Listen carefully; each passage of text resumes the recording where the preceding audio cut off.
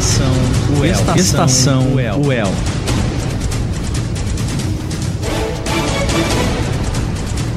Nos trilhos da notícia.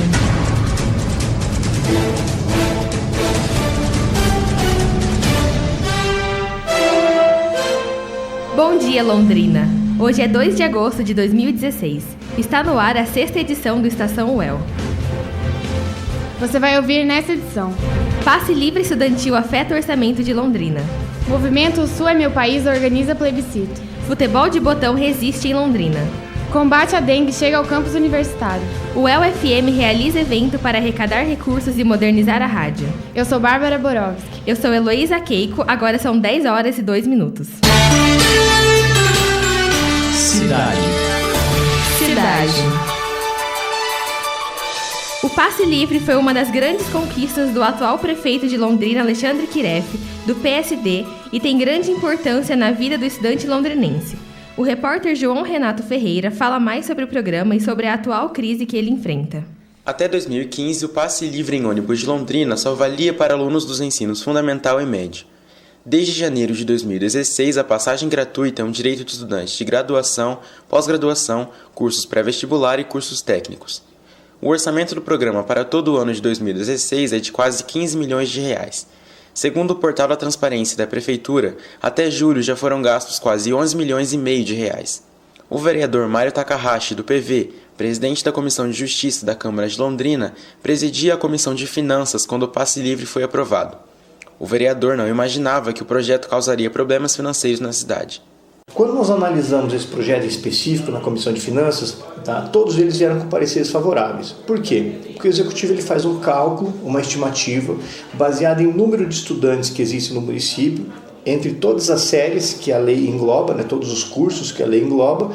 Essa quantificação ela gera uma estimativa de gasto, e esse gasto o Executivo mostrou que ele poderia ser subsidiado por várias fontes de recursos. O aumento na arrecadação de IPVA, por exemplo, o aumento de alguns produtos de ICMS acarreta automaticamente o aumento na arrecadação do município. Então o município ele demonstrou tecnicamente que ele poderia suprir essas questões de ordem financeira. Então por esse motivo o projeto ele teve parecer favorável na questão técnica, na controladoria da Câmara, bem como parecer favorável na Comissão de Finanças. Para Takahashi, a prefeitura deveria ter tomado uma atitude quando os gastos mensais com o passe livre superaram o que estava previsto. Segundo ele, agora o problema pode virar uma bola de neve e recursos de outros setores podem precisar ser usados para cobrir o passe livre. Então a minha crítica, quando foi observado isso, era para que naquele momento que se observou o descompasso entre o financeiro estimado para o projeto e a realidade que estava sendo utilizada para pagar esse projeto, nesse momento faltou uma ação do Executivo dizer, peraí, acendeu a luz amarela, vamos reformular antes que eu tenha que tomar uma decisão drástica. Ou estanco o projeto, ou eu tenho que tirar dinheiro de algum outro lugar, que vai me fazer falta, e jogar nesse projeto. Aí vai ser a escolha de Sofia, o que é melhor. E muitas vezes acaba sendo ruim para alguma das partes. Segundo Takahashi, um dos motivos para a situação financeira de Londrina ser preocupante é a aprovação de projetos polêmicos. Um deles alterou os fundos de aposentadoria dos servidores municipais em março deste ano. O vereador acredita que as próximas gestões da prefeitura vão ter vários problemas para consertar. João Renato Ferreira para o Estação UEL. Policiais civis do Paraná paralisaram os serviços no estado nesta segunda-feira. Em Londrina, durante a manhã de ontem, parte do efetivo protestou em frente à 10ª Subdivisão Policial do centro da cidade. Os policiais anunciaram estado de greve no último dia 20, logo após a realização de assembleia em Curitiba. O Sindicato das Classes Civis do Estado do Paraná reivindica melhores condições de trabalho e novas contratações.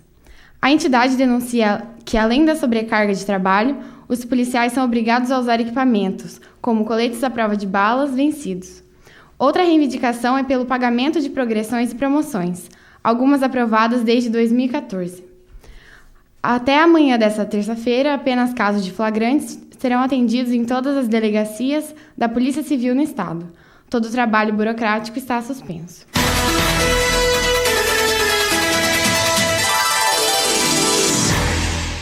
No último domingo, dia 31, um avião caiu no Jardim Novo Bandeirantes, em Cambé, região metropolitana de Londrina. Pelo menos 5 pessoas morreram. O avião atingiu o barracão da empresa Excellence Transportes, que fica a poucos metros de um posto de combustíveis. A lateral do barracão da transportadora foi parcialmente destruída. O acidente mobilizou equipes do Corpo de Bombeiros de Cambé e Londrina, além das polícias militar e civil. As causas do acidente estão sendo investigadas.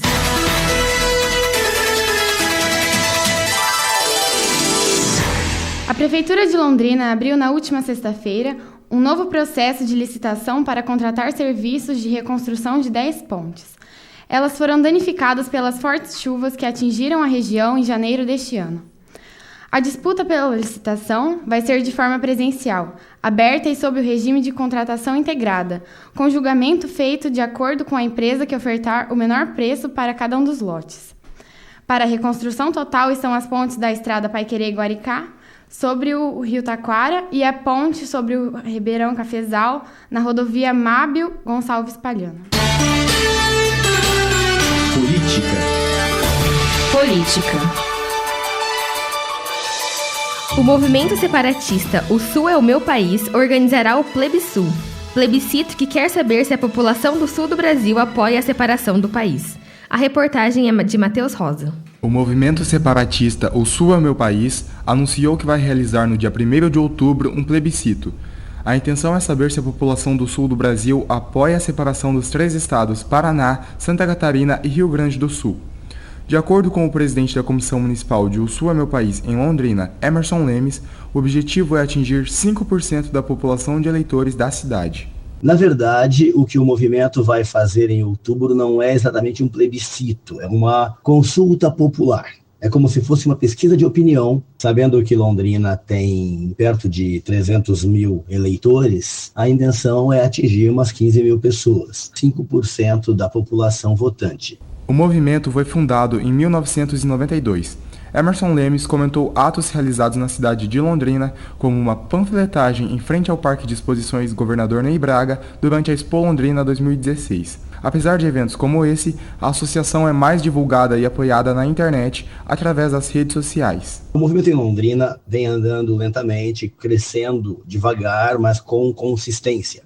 Não temos muitos membros hoje ativos, temos um número enorme de simpatizantes. Se você for avaliar, por exemplo, os grupos na internet, muita gente de Londrina que se manifesta a favor, mas não atuando em nome da causa, ou se envolvendo com a causa. Ainda não foram decididos os locais em que o londrinense vai poder votar contra ou a favor do Plebissul, palavra que tem dado nome ao evento. E nós estamos avaliando locais de bom fluxo de pessoas, de boa movimentação, e vendo com esses locais necessidade de pedido de autorização para nos instalarmos e tudo certinho.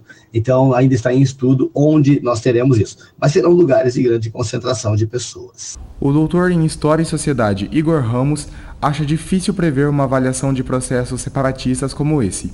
Segundo ele, a motivação geralmente é por questões econômicas que nem sempre são verdadeiras. A motivação, muitas vezes a motivação desses grupos, são questões econômicas. Se estabelece a ideia de que o outro está explorando de alguma forma. Pode ser uma exploração política, pode ser uma exploração principalmente econômica, né, que se estabelece. Isso nem sempre é verdade. A exploração econômica nem sempre é efetiva. Com o rompimento, eles podem perder muito.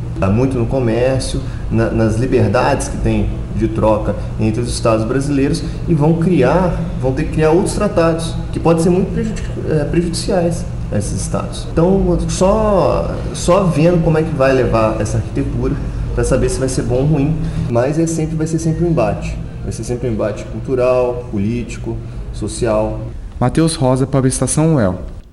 A Prefeitura de Londrina está rodando uma versão do Profis desde o dia 28 de junho. O Profis é um programa que ajuda o contribuinte a quitar contas municipais com descontos em multas e em juros por atraso.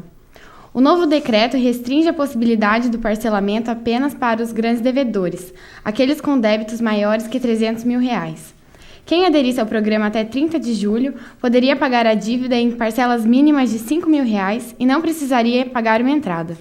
Quem aderiu ao programa a partir desta segunda-feira terá que pagar uma entrada equivalente a 10% do valor da dívida.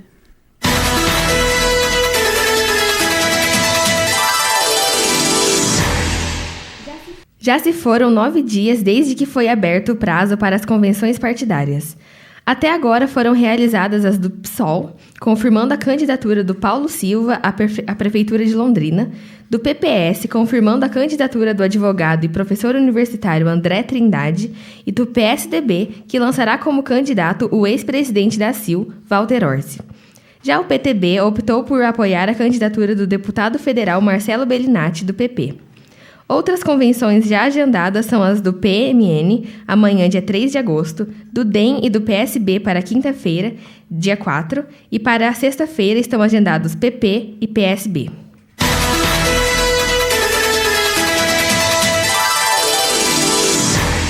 O governo federal defendeu ontem que todos os estados passem a considerar os gastos com funcionários terceirizados e servidores aposentados entre as despesas com pessoal, e que tragam, no prazo de 10 anos, essa conta para o limite previsto pela Lei de Responsabilidade Fiscal, a LRF.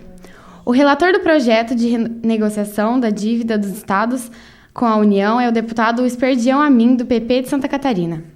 Pela Lei de Responsabilidade Fiscal, os estados não podem gastar mais que 60% da receita corrente líquida com pessoal. O problema é que nem todos incluem nessa conta as despesas com funcionários e aposentados. Como a inclusão faria com que parte dos estados descumprisse o teto fixado pela LRF, seria dado o prazo de 10 anos para adequação. Nesse prazo, não haveria punição pelo descumprimento da regra. Esportes. O Londrina Esporte Clube enfrenta hoje o Bragantino pela 19ª rodada da Série B do Campeonato Brasileiro. O jogo vai ser às 7h15 da noite no Estádio do Café. O Tubarão empatou os últimos 2 jogos como mandante e não vence também há 2 partidas. Os jogadores e o técnico Cláudio Tencati destacaram a importância de não cometer os mesmos erros defensivos que vem custando pontos à equipe. O Londrina está na 9ª colocação com 25 pontos, um atrás do Paraná Clube. Se vencer hoje, o Leque pode subir para, no máximo, a 5ª colocação.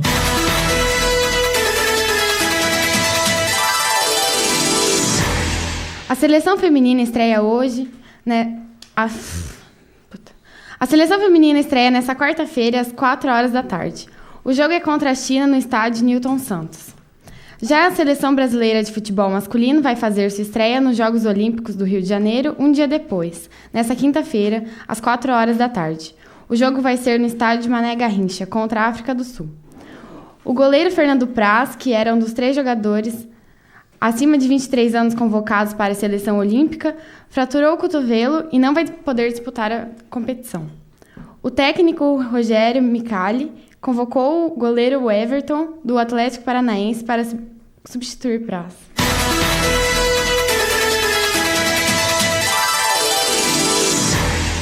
O Corinthians é o novo líder do Campeonato Brasileiro.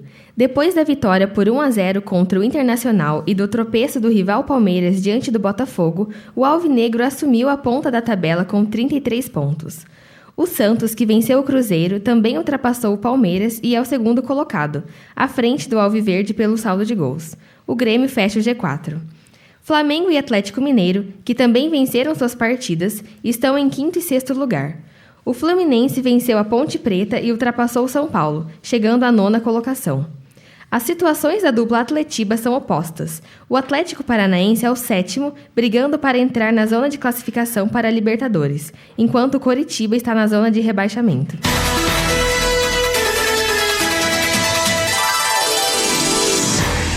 Futebol de botão é um jogo que, para a maioria das pessoas, ficou no passado.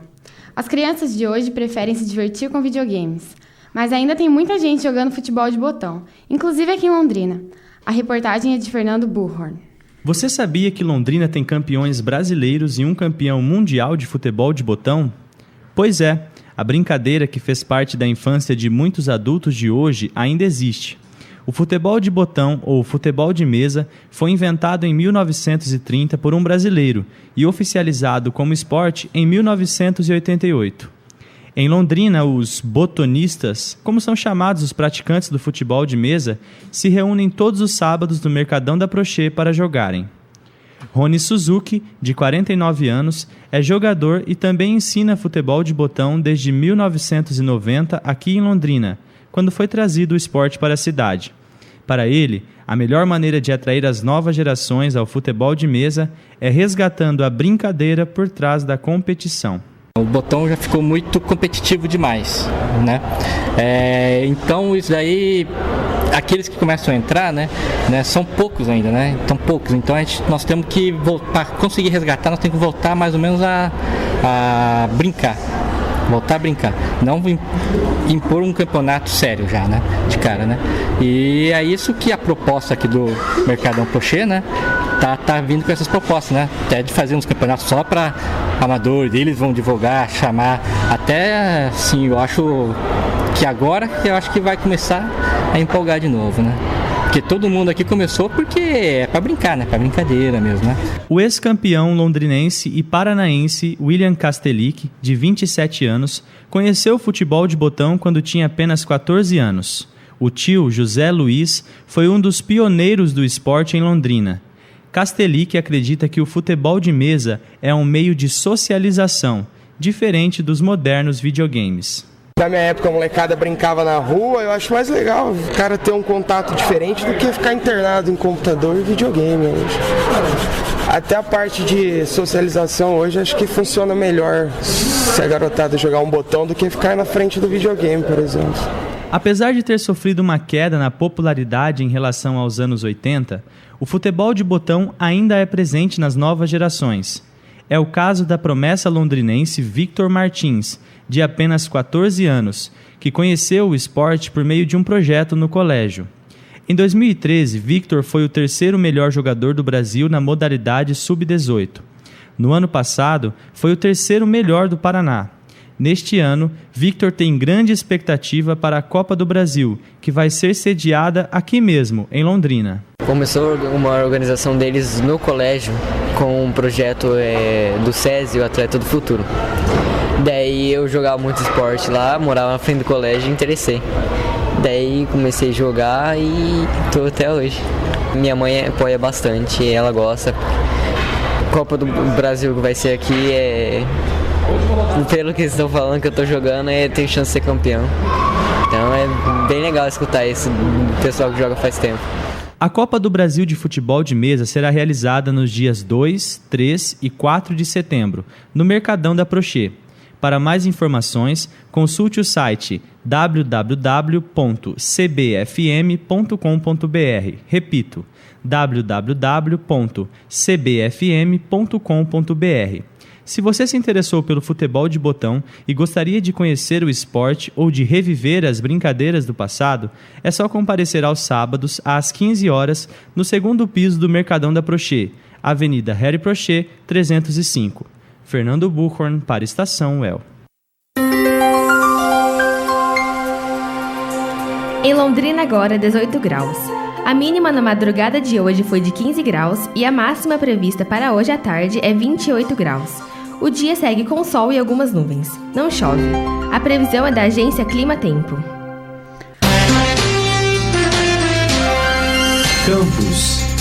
Campus. Todos os anos o Brasil sofre com casos de dengue.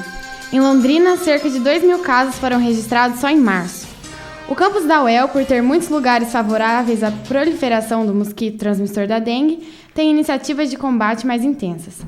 A repórter Ana Carla Dias traz mais informações. Em março deste ano, Londrina viveu um estado de epidemia de dengue, com quase 2.000 casos confirmados. Hoje, o controle e a proliferação do mosquito se mantém e traz o cuidado especial dentro das universidades.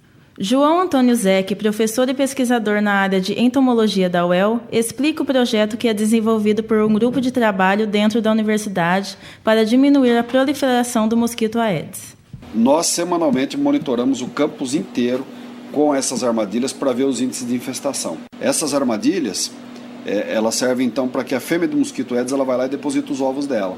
Quando ela deposita os ovos, semanalmente a gente vai lá e retira as palhetas, que são umas madeiras pequenas, e essas madeirinhas, os ovos aderem ali, a gente traz, conta e vê o índice de infestação.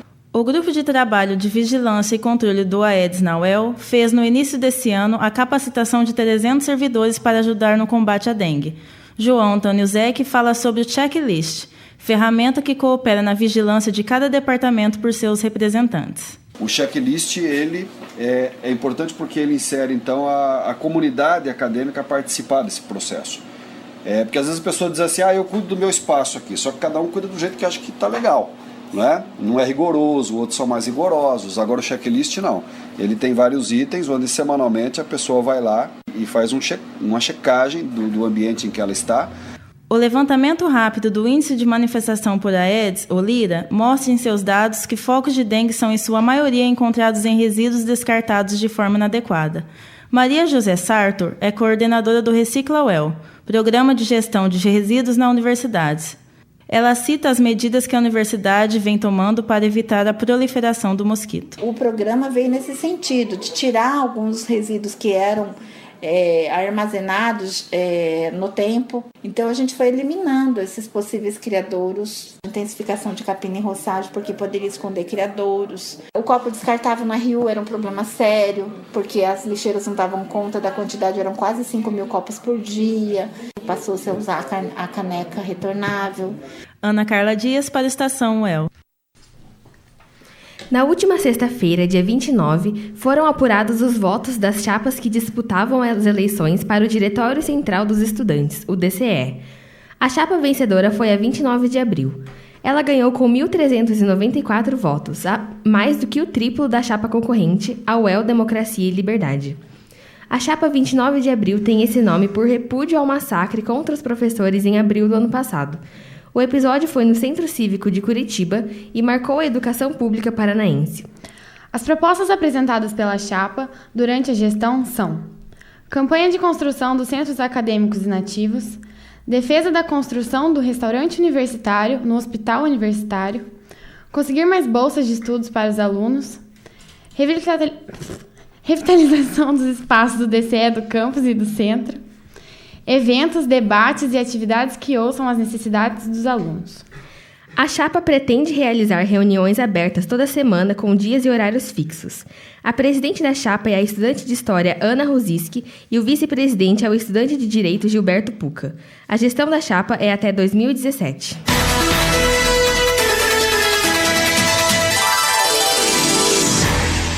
O Centro de Educação, Comunicação e Artes da UEL, o SECA, vai receber até sexta-feira, dia 5, a Livraria Móvel da Universidade Estadual Paulista, a Unesp. São cerca de 6.000 volumes de diversos gêneros. Os livros da editora Unesp estão sendo ofertados com 30% de desconto. Já os livros das demais editoras são ofertados com 10% de desconto. Há livros com preços a partir de R$ 5,00. A livraria é aberta tanto para alunos da universidade quanto para a comunidade externa.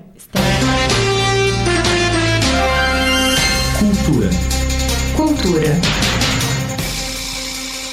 A Rádio UEL voltou a funcionar em caráter emergencial no dia 21 do mês passado, depois de 72 dias fora do ar. Um raio queimou os principais equipamentos da rádio na madrugada do dia 9 de maio. A administração da universidade adquiriu equipamentos no valor de R$ 70 mil, mas eles não bastam para modernizar a rádio. Por isso, a UEL-FM organizou iniciativas para arrecadar dinheiro, como o financiamento coletivo e o Ajude a Modernizar a Rádio UEL, evento no Bar Valentina na noite do último domingo. A reportagem é de Mariana Sanches. Após 2 meses fora do ar, a Rádio UEL-FM voltou a operar no dia 21 de julho. Para arrecadar dinheiro na compra de novos equipamentos, foi realizado um evento no Bar Valentino no último domingo, dia 31 de julho. O Ajude a Modernizar a UEL-FM reuniu 6 bandas que não cobraram cachê pelas apresentações. Valdomiro Chamé cedeu o espaço do bar para a realização do evento. A cantora Gisele Almeida foi uma das responsáveis pela organização do evento. Eu acho que é uma vivência, assim, né? Os músicos se prontificam, é um momento que a gente se reúne que é muito gostoso. Várias pessoas que às vezes não saem de casa para ver uma banda vêm para ver todas juntas, assim, né? Aproveitando a oportunidade. E eu eu acreditei também que as pessoas que curtem a rádio iam entender a proposta e iam comparecer como está acontecendo, né? Bastante pessoas diferentes, de universitários, docentes, outros artistas, várias faixas etárias, tá bem legal. Os 2 CDs lançados por Gisele foram divulgados pela UEL-FM. Para a cantora, a Rádio UEL tem papel importante na vida cultural de Londrina. Assim, o fato da rádio oferecer espaço para a produção local de uma maneira muito generosa, com jornalismo feito de uma maneira muito leve e responsável, na minha opinião, né? A apuração das informações, os jornalistas que fazem a Rádio UEL acontecer são pessoas, né, muito queridas na cidade, assim. Então eu acredito que essa generosidade em oferecer espaço para a cultura local é o que a Rádio UEL e alguns outros canais de comunicação que têm essa abertura oferecem de diferente para a cidade. Mônica Lemos é ouvinte da Rádio UEL-FM. Ela esteve no evento realizado no Bar Valentino e elogiou a iniciativa. Olha, é uma rádio bem tranquila, com músicas tranquilas, né? Até eu comento com meus filhos que eles não têm aquela interferência que deixa a gente agitado. Então são músicas mais antigas, então músicas que acalmam, né? No dia a dia, que hoje em dia é tudo tão atribulado. Eu gerencio um restaurante e casa, mas a UEL que eu tranquei, então é aquela tranquilidade eu encontro na rádio mesmo, né? O grupo de choro Regional Maria Boa abriu as apresentações da noite. Para os membros da banda, a UEL-FM é fundamental na divulgação dos grupos musicais de Londrina. Ela é uma rádio assim, que sustenta, de certa forma, ela quebra um pouco assim, do lado comercial assim, da música assim, e da arte em geral assim, na cidade. Porque ela tem uma importância assim, cultural. E ajuda os músicos aqui da região também, né? É a rádio que dá um espaço e também tem um grande acesso. Além das rádios comunitárias, que tem um espaço mais localizado, a Rádio UEL ela consegue abranger um público maior. E aí, por isso, a importância da Rádio UEL, tanto para os músicos, para ir também para o público em geral, né? Para o Regional Maria Boa, a Rádio UEL foi um divisor de águas pra gente. Ajudou, abriu muitas portas pra gente e a gente tem essa gratidão meio que eterna por eles. A Patrícia, que nos recebeu muito bem, e todo o pessoal da Rádio UEL. Em noite agitada e com muita música, o evento Ajude a Modernizar a UEL-FM teve a presença de 492 pessoas e arrecadou R$ 4.920. Mariana Sanches para a Estação UEL. Ocorreu durante a última sexta e sábado a 8ª Conferência de Cultura de Londrina no Teatro Zaqueu de Melo, localizado na Avenida Rio de Janeiro. Produtores culturais se reuniram junto com membros da Secretaria Municipal de Cultura, representação de várias regiões do município, Sindicato dos Trabalhadores, ACIL e conselhos municipais para o evento que neste ano trouxe tema financiamento e infraestrutura culturais. Cerca de 150 propostas trazidas foram discutidas coletivamente e votadas entre os delegados de comissões como artes visuais, comunicação e mídia. Questões relativas a despesas de vilas culturais, a utilização de espaços públicos para eventos culturais e a parcela do orçamento municipal voltada para editais e projetos estratégicos foram alguns dos principais pontos discutidos. O orçamento municipal, hoje voltado para a cultura, é de 13.940.000. Para o próximo ano, a Secretaria da Cultura tem um orçamento estimado de aproximadamente 13.700.000.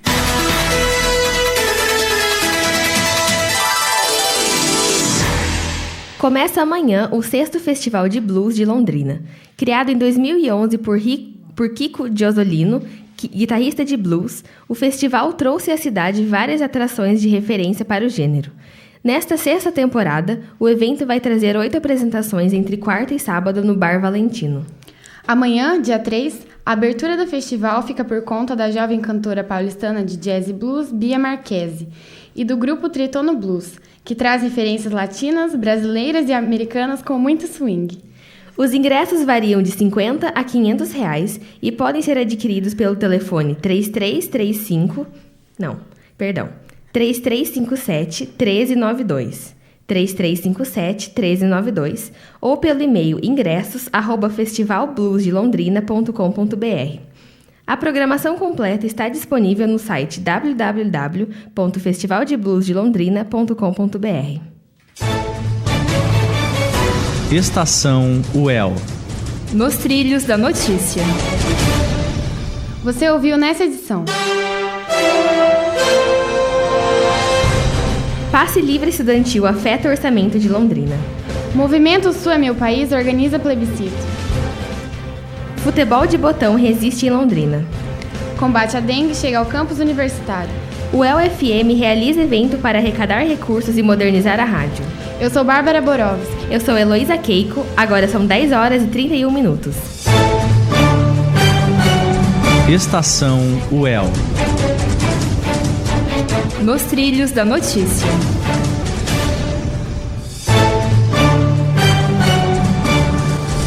Este programa foi produzido pelos alunos do 2º ano matutino de jornalismo da Universidade Estadual de Londrina. Equipe de pauta.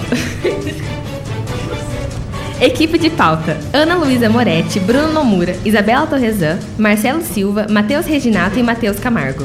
Equipe de reportagem: Ana Carla Dias, Fernando Bullhorn, Heloísa Keiko, João Renato Ferreira, Mariana Sanches e Matheus Rosa. Equipe de edição. Equipe de edição: Bárbara Borowski, Carolina Varoni, César Henrique, Lucas Ribeiro e Matheus Ampieri. Editora-chefe: Bárbara Borowski. Monitoria: Leonardo Gravena. Com orientação do professor doutor Osmani Costa e trabalhos técnicos de André Fiore e Bruno Cardial. 2 de agosto de 2016. O Estação UEL fica por aqui. Tenha um ótimo dia. Estação UEL. Nos trilhos da notícia.